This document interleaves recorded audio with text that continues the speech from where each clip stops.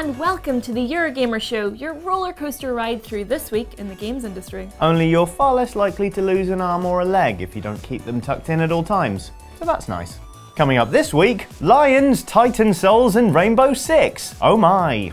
But before that, eSports has kind of been in the limelight a lot this week, partly because we did a video on it, and also because Simon Parkin published a feature about doping in the professional circuit. Chris Bratt loves amphetamines, so he grabbed Simon over Skype to talk about the whole sordid affair. Okay, I'm joined by Simon Parkin, who I don't know if you know this, you're on a big screen in front of me. You look very lovely, Simon.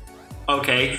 You wrote the article Winners Might Use Drugs, which was about doping in esports, and it's not something I realised was that widespread. Is that even the right word to use? Do you think it is widespread? Right, yeah, so that is the big question. How widespread is this? And when I was kind of reporting for the article, I got various different messages from people. Certainly in the lower kind of tiers of esports, where I guess the stakes are less high in terms of, you know, potentially messing up your sponsorship deals and things like that. Sure. People were more willing to admit taking Adderall and other stimulants and amphetamines to kind of improve their play. But higher up the echelons, when you get towards semi-pro and pro, no one was really willing to, you know, say that they'd ever engaged in this kind of stuff. And, you know, with good reason, I think, because, you know, doing so might threaten their careers. That, you know, most of these people are young guys in their early 20s. There seems to be like a general you know, understanding that you excel at esports when you're younger. I don't know how true that is, but I think, you know, people maybe who are kind of in their early 20s think, well, I've got maybe 3 or 4 years of this. I don't want to mess it up. I want to, you know, do as well as I can in that time. And so talking about doping or like grey area use of Adderall and other amphetamines probably isn't going to help their case right now. So yeah, I don't know. It was a mixed message. You know, since the article came out, I've had lots of people on Twitter kind of come forward and say, yes, this is rampant, or yes, I've done this. I had one guy tweet to me saying I took meth when I was playing Unreal back in the early 2000s. It really helped. So there is certainly like a lot of people who are willing to say it is widespread, but yeah. So you talked about the effect it might have on an individual and their reputation and why they don't want to talk about it. But for esports as kind of a larger thing, something that's striving for legitimacy in a lot of ways, that seems to be what we're always talking about with esports. Could this be damaging for that goal? Is this like a hurdle that the industry needs to kind of tackle at some point? Well, it's more complicated than that, I think, because in a weird way, it's kind of legitimizing, right? Because if you can take some kind of drug or stimulant that will help your game, then in some sense, it proves that there is a certain degree of skill and nuance, you know, to pro players that, you know, if you can take some kind of substance and it will improve your chances. And doping is something that comes, you know, alongside most professional sports because the stakes are high enough for people to be willing to cheat in this way.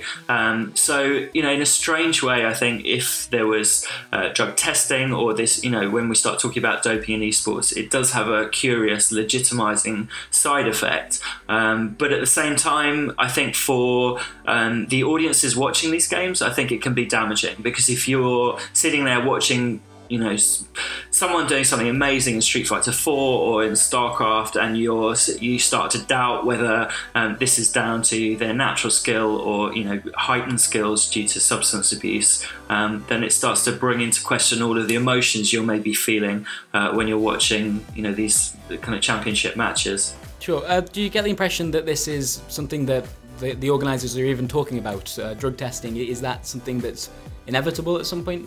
Well, so Adderall is a prescription medication, so you can get it from your doctor in the States. I think it's easier to get it in the States than it is over here. Nevertheless, in kind of real world sports, by which I mean sports involving bodies and atoms. Right, okay.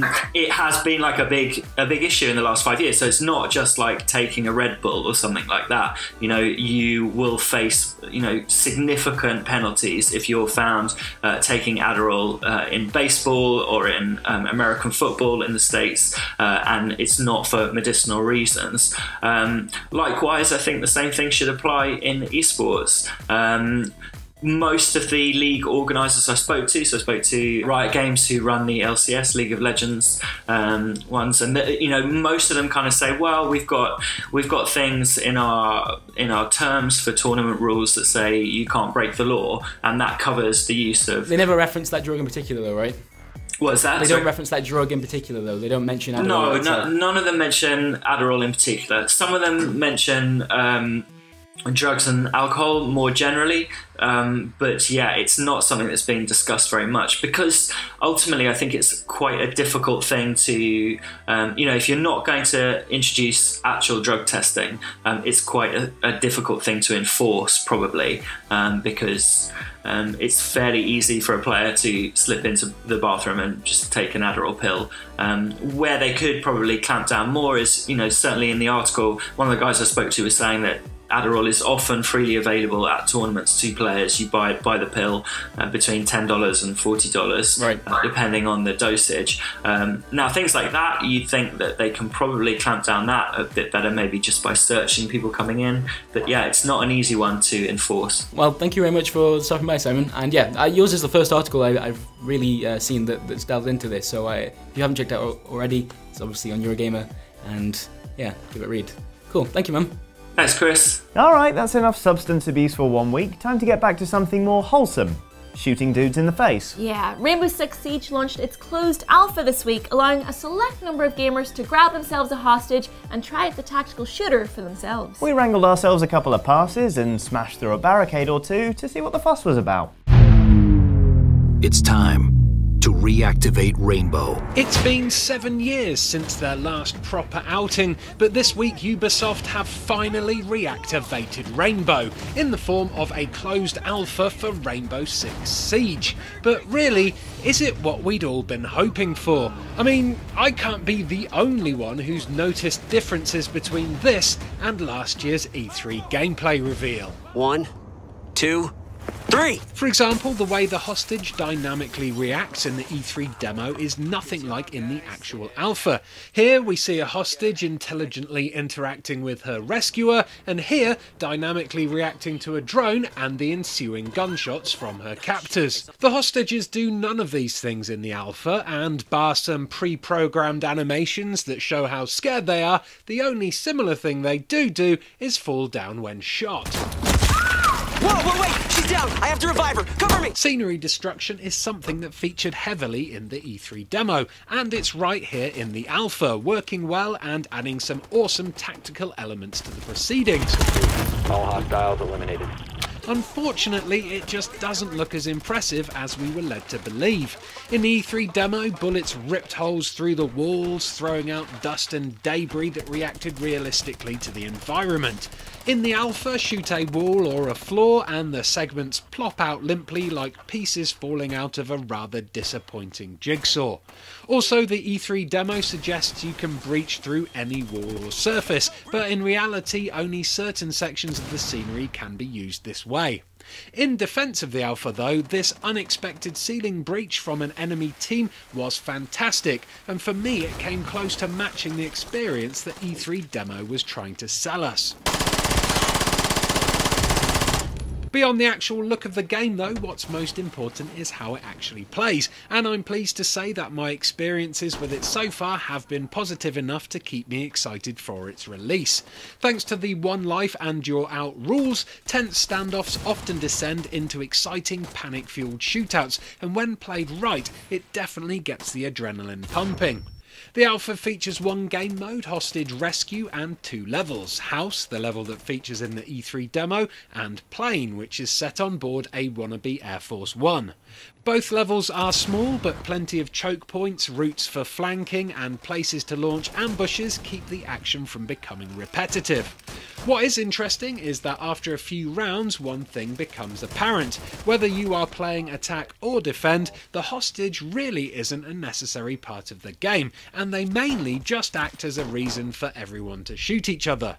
So far, I've not played one match where a hostage has been successfully rescued. Instead, everyone just goes for the kills, which tends to deliver a quicker and easier way to resolve a match.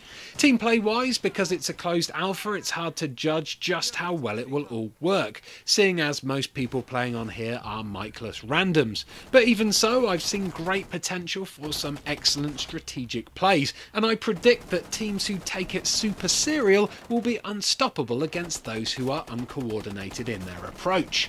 Everything from the level layouts to the different classes of operatives is blatantly built with teamwork in mind, so taking advantage of this will be the best way to get the most out of Siege. So then, it seems like the gameplay is on course for being something rather special, as long as you like team-based tactical shooters. But in terms of presentation, does it seem likely that we're going to see a leap from this to this between now and the game's launch? It would be lovely, but I really don't think we will. What a disappointment. Johnny, what's the last segment of the show? I don't think anyone told me what it's going to be.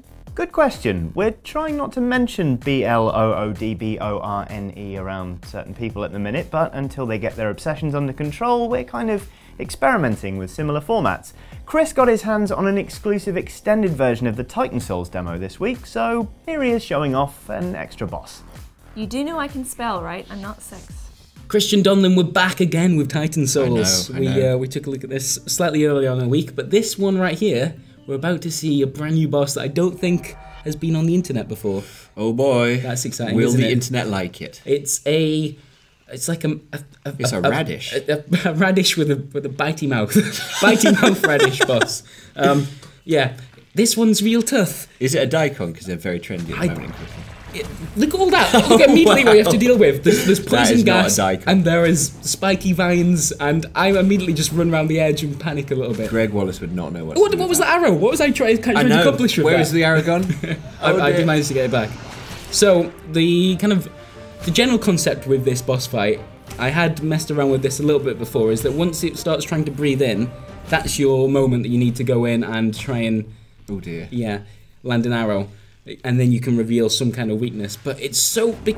There's just so much going on immediately. You don't get to stand still at all. Is the sort of belching of poison? Is that poisonous? Yes, I find this out. Oh god, there is just multiple deaths happening now, and it's quite hard to tell where the vines are going to land, but you can cut them. Now that's something I learned there. You can once they've landed, you can cut them off, but wherever they land, will cause you issues.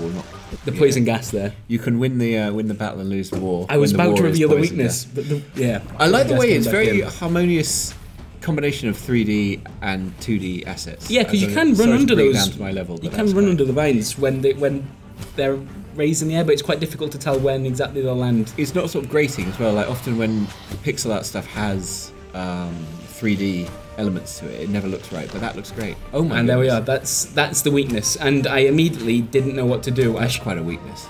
I need to follow it up and be inside there and doing damage, but I panicked and just stayed on the outside again. Very similar to a boss in the Wind Waker, not in a bad way. I mean, I'm not calling. You know what? You brought up Zelda in the last video we did, and there is an awful lot of links here. Even finding this boss, is you go through a forest maze that feels so Zelda-y. That if you have played a Zelda game before, you might actually be able to have a little bit of a better idea of what you need to do. We were saying forests in games, always mazes. Always mazes. And never change. Anyway, and in real life as well. I showed the walk up to the boss fight there, which means you know this one's going to be a good one. Right, the interesting thing is, right, I've cut off one of his arms there. That feels like a great thing, and it is. It gives me a bit more space to work with. But I can't run into that, even though it's... Oh, it's still deadly. And look how much I can't use that part of the screen anymore. I can't even get past it. So I have to now work in the top. And it's great because I've got all this space to work with, but it's... Oh, wow. This is... It's such a good boss fight. Anyway, yes, I finally figure out I need to be around there. And this is going to happen. And now quickly chase it around. That's the key. Don't let it get away. Oh, beautiful. So glad to have been here for that. So yeah, I condensed my entire experience of this boss fight, which took a while, into a series of me dying. And How long did it take? Eventually learning. I think that one was about 20 minutes. It was 20 minutes? I've been stuck on games for years. I've been stuck on games for entire years. Lovely work. Yeah. Lovely work. A few attempts. And you are better at games than I am. I'm quite mad at the end of this. Yeah, Titan Souls is looking really, really fun. Really out on great. the 14th. Probably worth a look. All right, that's your lot for this week. We'd love to stay and chat, but Chris is going through his cold turkey stage, and to be honest, he needs all the help he can get. But if you're having withdrawal symptoms from excellent video content, you could always like and subscribe for plenty more from Eurogamer. Do you think he's stopped hallucinating yet? In those 3 years, though, the entire esports industry has seen astonishing growth. Now, tournaments of COD, League of Legends, Dota, StarCraft, Hearthstone, and more are packing out entire stadiums of fans. Elite pro players are enjoying salaries and social media followings well into 6 figures. The advertising for many esports